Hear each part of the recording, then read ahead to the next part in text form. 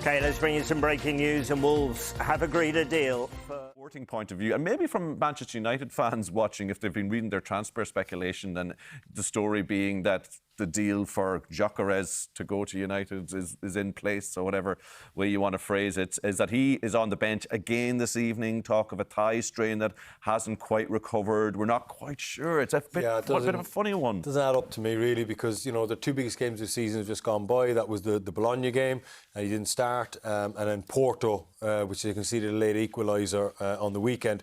Now, in between those two games, he did play 90 minutes against Nacional, and he's out of the team again tonight. So did he come on for the last 20 minutes against Porto at the weekend? Yes, but didn't start the game is my point. And he's your main man. He's your top scorer. He's the fulcrum of the whole team, and he's out of the team. If he's carrying an injury, would you not remove him to get the injury right?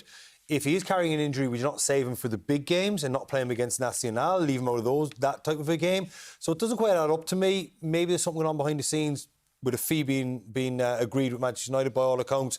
Maybe it was a possibility before the window shut, hence the reason they kept him out of the team. No, maybe there's an issue. Sometimes it happens if the player doesn't get the move in January. Maybe there's a small little thing. Yeah. I'm speculating, but it doesn't add up. Thinking, I don't want to risk anything. But look, that is all speculation. He had 20 minutes in him at the weekend, so we may see him at some stage over this tie. And he...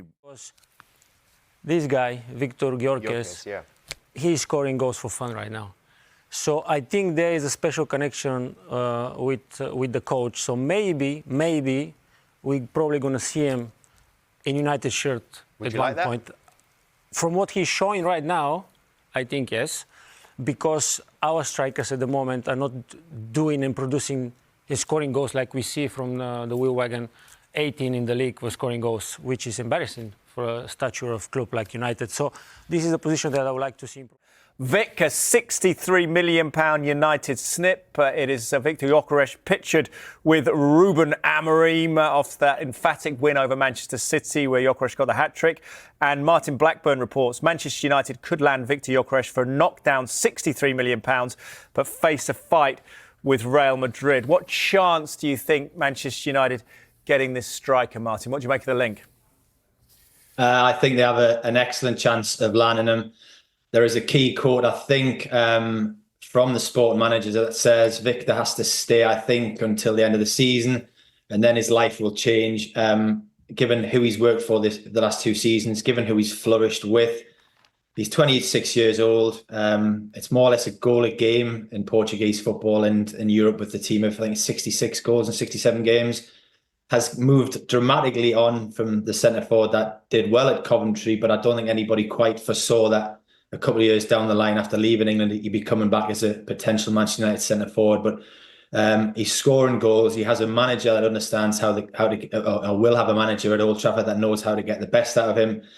If they're going to land a centre forward for 60 million, when you consider how much they've spent in recent years, and they just look so fragmented and so blunt in front of goal at the minute, this to me seems like a real no-brainer. At the minute, you're looking at Højlund and 𝗬𝗎, and you're looking at centre forwards that just aren't yet reliable enough to carry that load of being Manchester United centre forward. They need firepower. This is somebody that will kind of be in a real hurry to get back to England, because at 26 he should be in his prime. Really, a real good kind of example here of the advantage of removing yourself from the spotlight of English football, certainly, and then developing yourself in a good European league. Increasing your reputation. Obviously, it's gone down great with a hat-trick against Manchester City, and yes, I expect him to be in the Premier League next season. A lot of physical attributes likened to Rasmus Højlund as well.